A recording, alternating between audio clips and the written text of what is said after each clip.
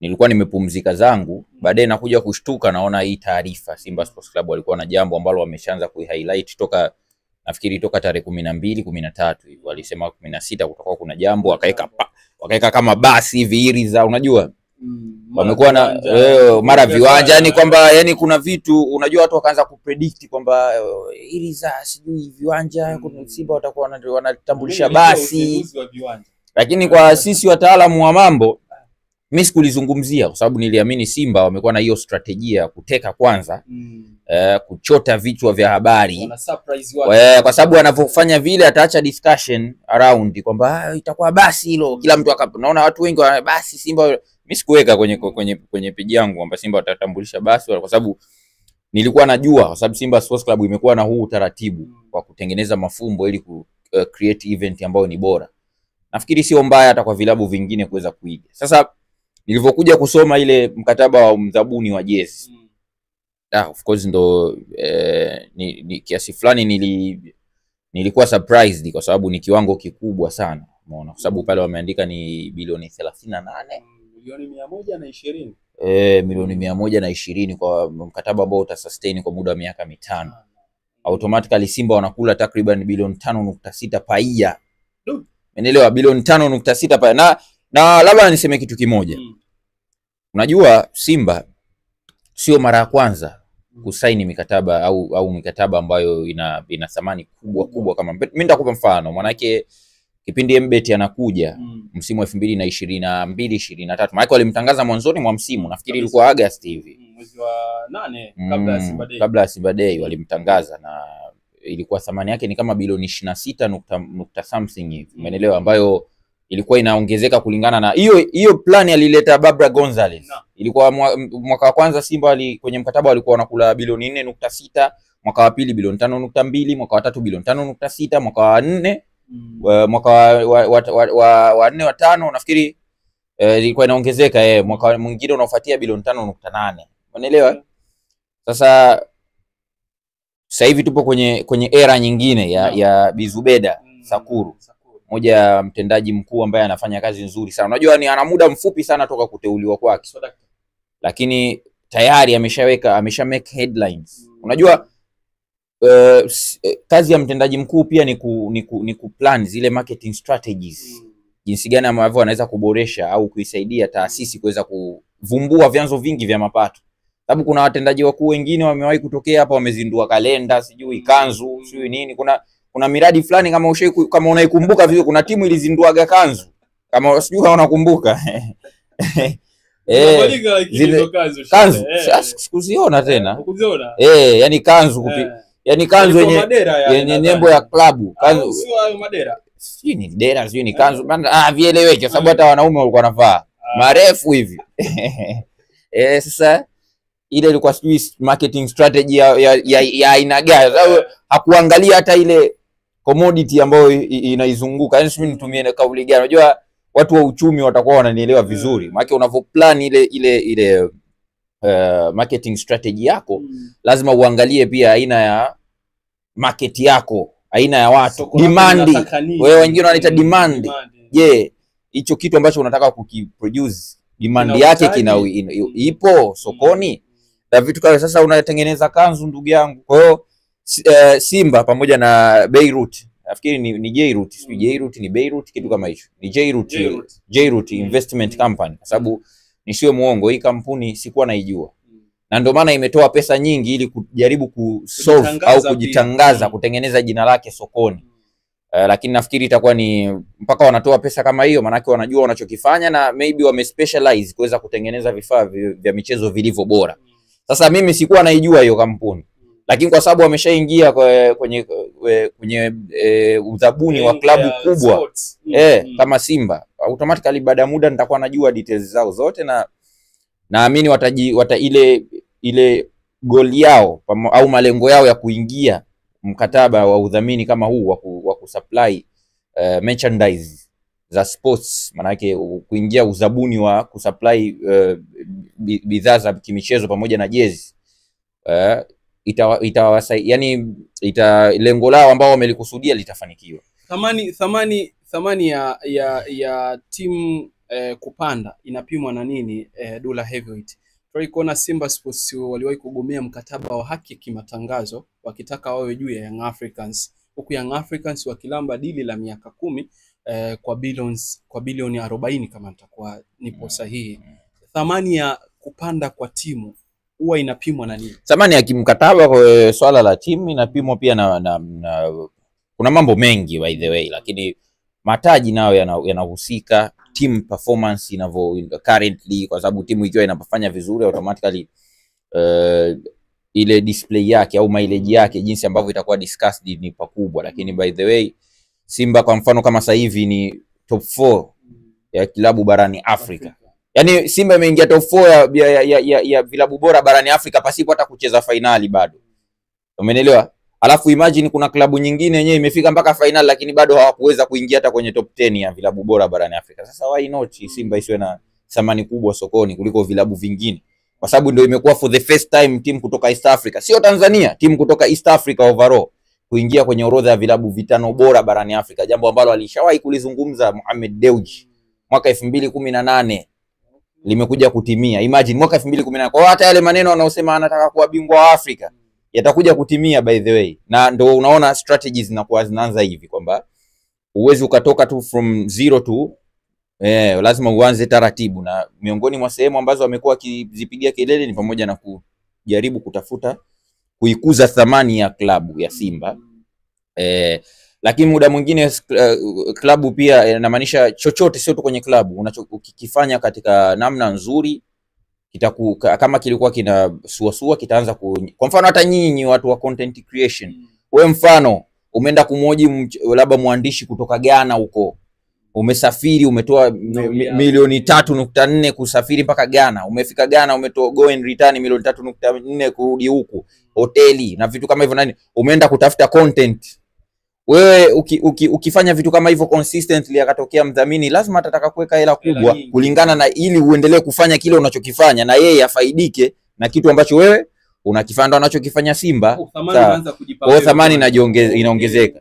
Sasa muda mwingine pia Simba ndo anakuwa wana boost revolution ya mpira wa Tanzania. Sio, unanielewa vizuri? Of course, kwa sababu miaka ya nyuma kidogo issue ya jezi tu kwa watu ichukulie serious kabisa. Simba ndo alianza kuleta huu serious wa jezi.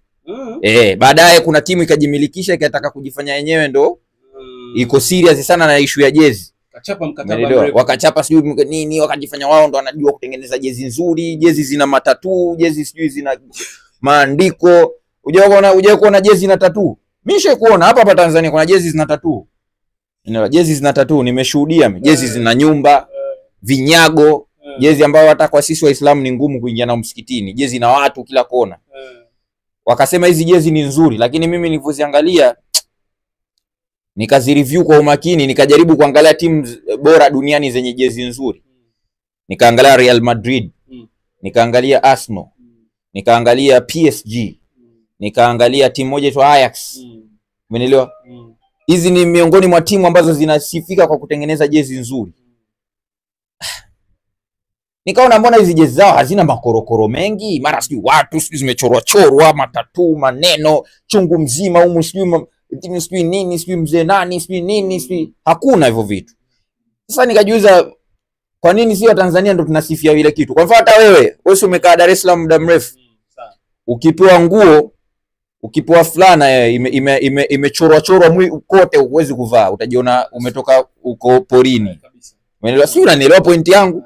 Yani watu smart huwa hawapendi vitu vingi. Yani anapenda avae fulana kama ni nyeusi basi nyeusi plain, anapendeza, anakuwa fresh. Kama ni shati anakuwa shati sio linakuwa spin nini huku sio nini, sio die hard fun, sio nini. I always trust my people. My 26 nini. I need this, I need that. Yeah, what for nini? Hamna vitu kama hivyo. Mambo yanakuwa ni mengi. Sasa hao jamaa nachowasikitikia ni kwamba wana mkataba ambao utakuwa unawaingizia bilioni 2 ambazo zinatolewa kwa mafungu toka waliposaini Septemba 12 mwaka 2022. Mkataba wa bilioni 10.1 ambao utaisha Septemba 22 mwaka 2027. Kwa hiyo sasa hivi watakuwa wanatoka udenda tu tamani huu uishe ili nao waje. Sio mbali, miaka 2 imesalia sasa. Ni mbali. Ni mbali.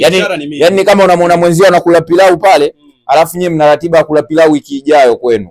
Lazima umie. Lazima umie. Wewe unaona mnapiga matonge wiki ijayo. Umezungumzia mapinduzi ya Simba Sports katika mpira wa Tanzania.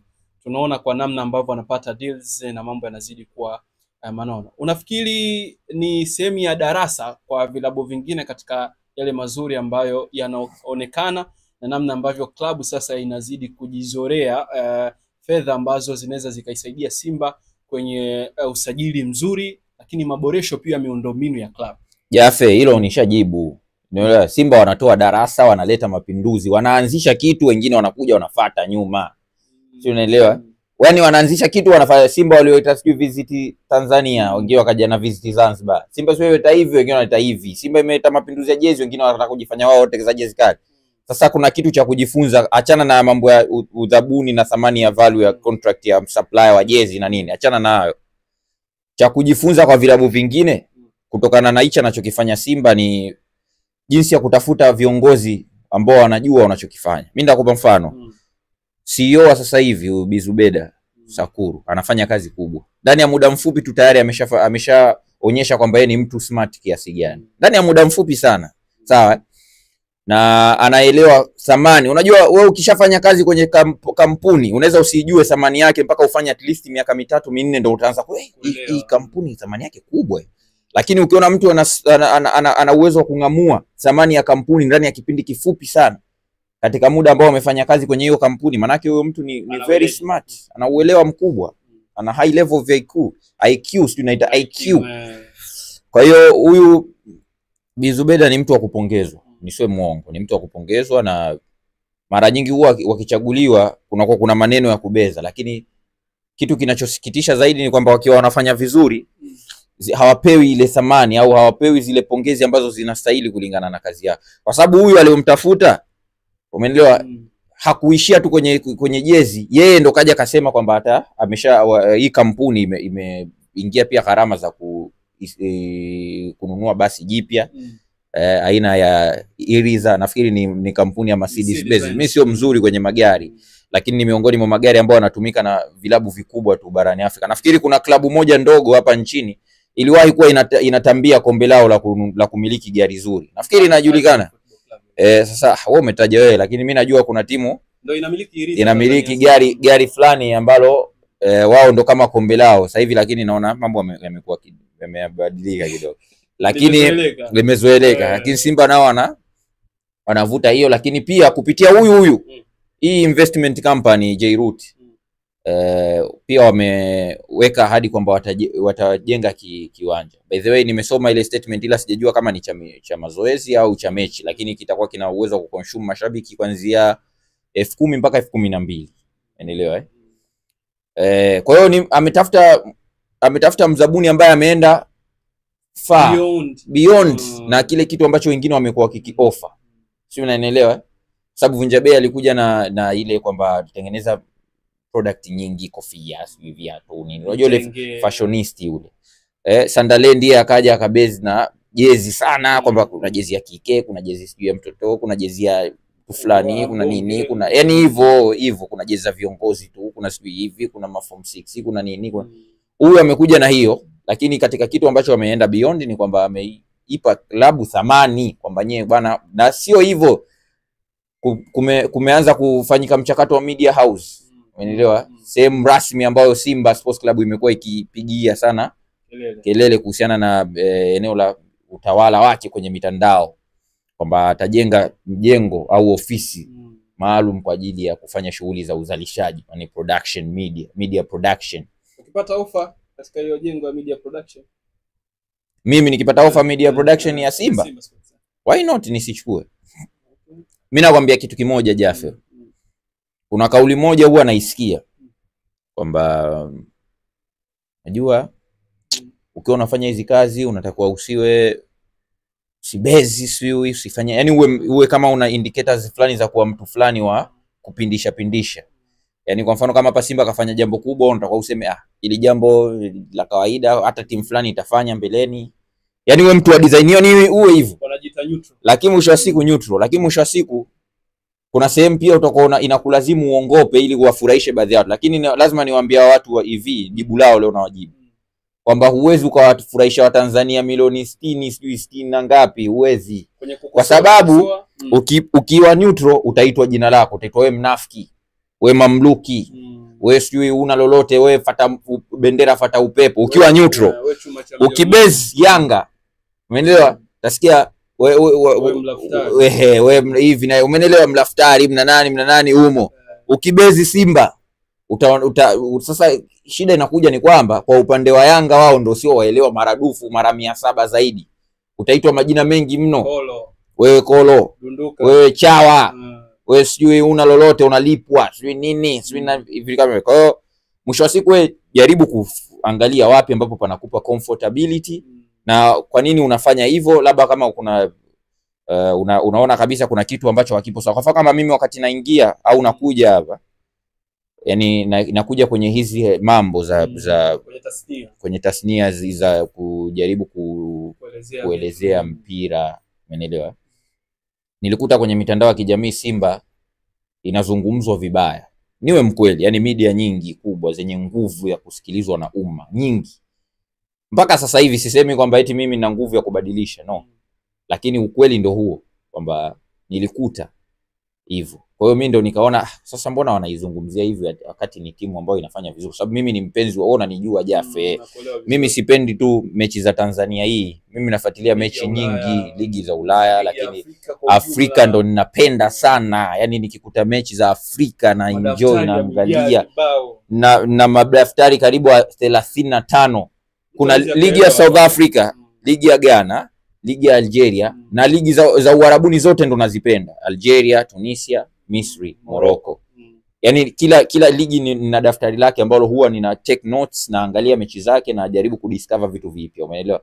Sasa nikaona mbona Simba inavyozungumzwa barani Afrika na waandishi wakubwa wa barani Afrika wakina Mustafa Shazal, sijui wakina Noah Adams, wakina Mickey Junior, wakina wengi wapo wengi siwezi kuwataja wote.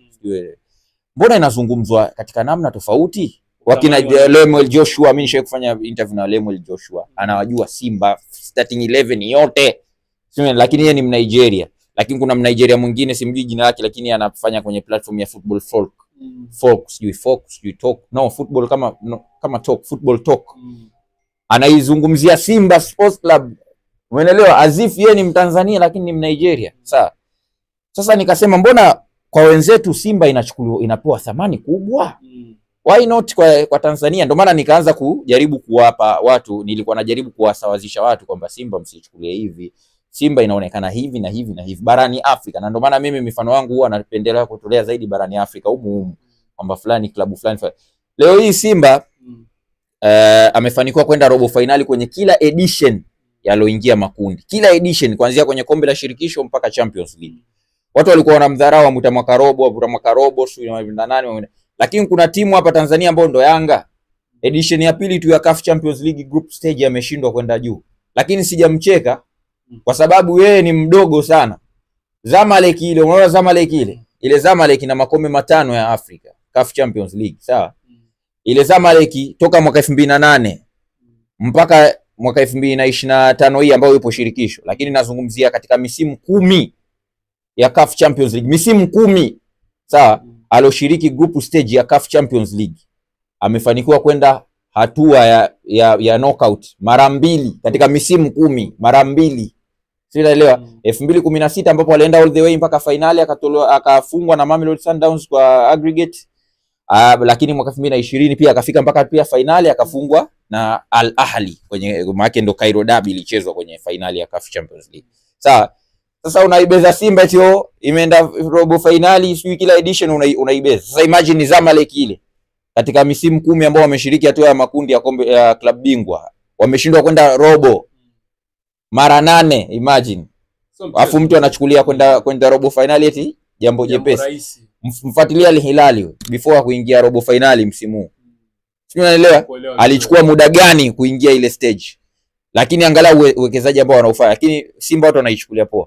Kwa hiyo ndo mimi nikajaribu kutengeneza kuseto hilo jambo. Umeelewa? Na watu wabaki kuelewa hapo Dula ambavyo amekuwa akifafanua, akichambua, lakini akieleza kwa kina katika kile ambacho Mwenyezi Mungu amembariki. Si kila mmoja anaweza kufuatilia in detail ambayo anakupa Heavyweight. Hakujiita hilo jina au hakuitwa hilo jina kiholela holela, ila madini yake ndio yamemfanya aonekane ni Heavyweight. Muite Dula, na ukimtafuta kwenye mitandao ya kijamii unampata kwa jina la Heavyweight_Dula. Katika haya ambayo tumezungumza, kama wewe unabisha, njoo na fakti zako na utajibiwa kwa hoja.